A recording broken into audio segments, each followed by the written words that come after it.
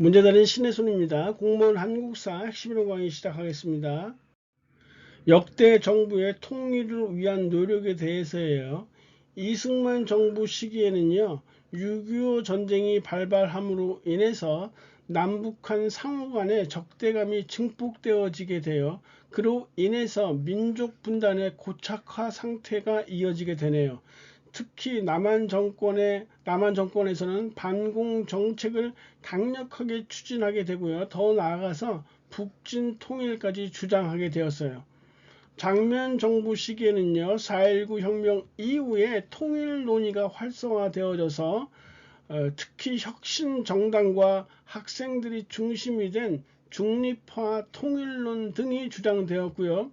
남북 학생 회담과 학생 친선 체육 대회가 제의되었어요.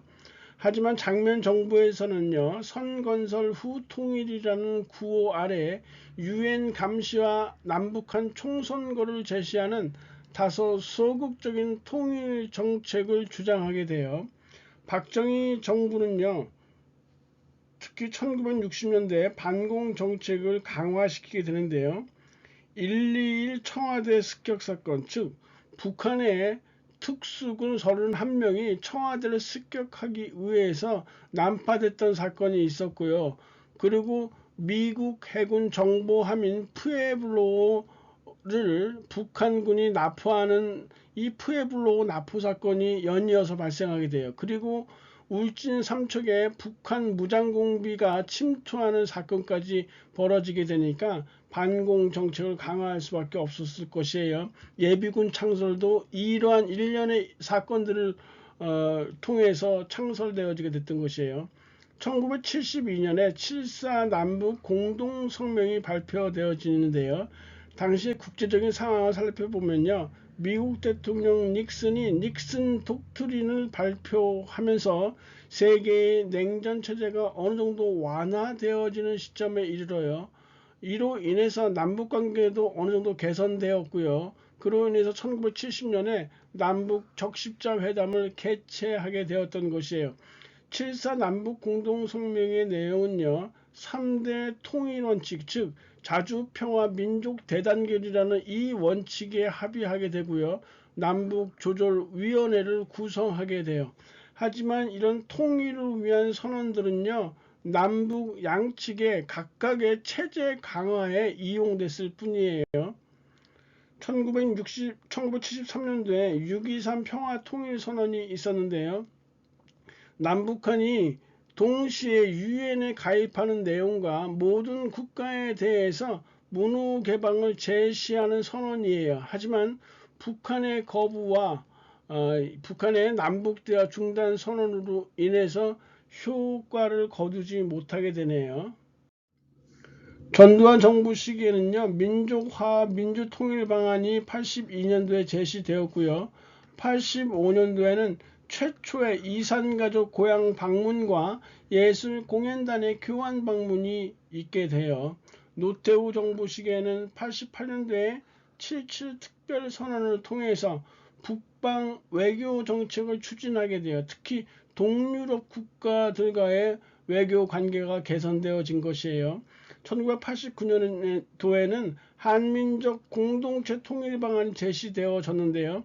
자주평화 민주의 원칙 하에 남북연합이라는 중간 단계를 설정해서 민주공화제의 통일 국가를 수립하고자 했던 것이에요. 같은 해 남북한 유엔 동시가입이 있게 되고요.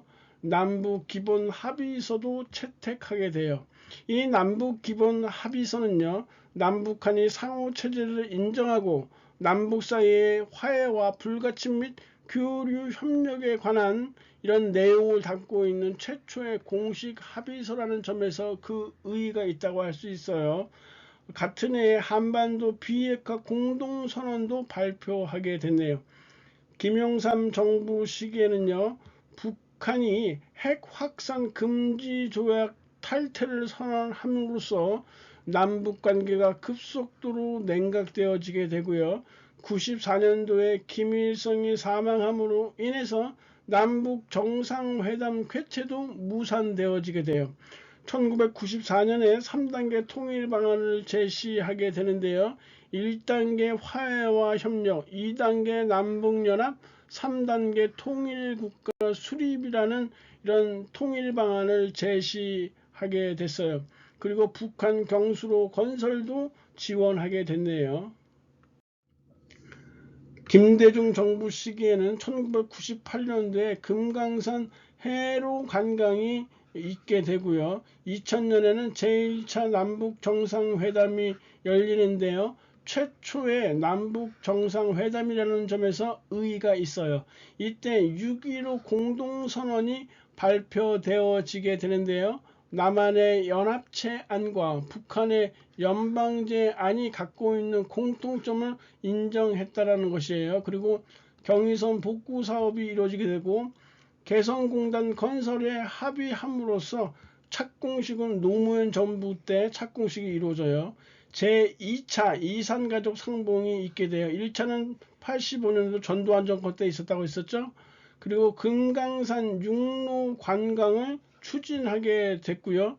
실질적으로 시행은 2003년에 시작하게 됐어요. 노무현 정부는요, 김대중 정부의 대북 포용 정책, 일명 햇볕 정책을 계승하게 돼요. 그리고 2003년에 육로 관광을 시행하게 되고요. 경의선 복구를 완성시켰어요. 그리고 개성공단 착공식 및 완공을 하게 됐고요. 2007년에는 제2차 남북 정상회담을 개최해서 14 남북 공동선언을 발표하게 돼요. 이 14 남북 공동선언에서 남북관계 발전과 평화 번영을 위한 선언을 하게 됐던 것이에요. 그리고 북핵 문제를 해결할 목적으로 6자 회담도 추진했네요. 문재인 정부 시기에는요, 2018년 4월에 제3차 남북 정상회담이 개최됐고요. 4.27 판문점 선언을 통해서 한반도의 평화, 번영, 통일을 위한 선언을 하게 돼요. 그로부터 한 달 후인 2018년 5월에는 제4차 남북 정상회담이 개최되어져서 4.27 판문점 선언에 조속한 이행을 약속하게 됐던 것이에요. 다음 합의문에 대한 설명으로 옳은 거 쭉 보시면 조국 통일 원칙이라고 나와 있고 첫째 여기 보시면 자주적으로 통일을 한다.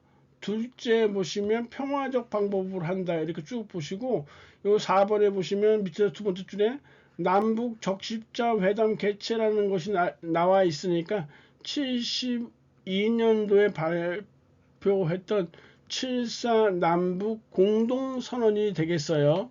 그래서 2번이 남북 적십자 회담 개최하고 남북조절위원회 구성했으니까 2번이 답이고요.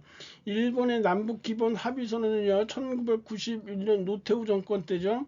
그리고 3번에 분단 후 최초로 열린 남북 정상회담의 결과 6.15 선언이죠. 2000년이에요. 김대중 정권 때. 그리고 4번에 금강산 관광사업이라고 하는데 구체적으로 말하면 금강산 육로 관광사업을 추진하고 결정했다는 내용, 이거 6.15 선언이에요.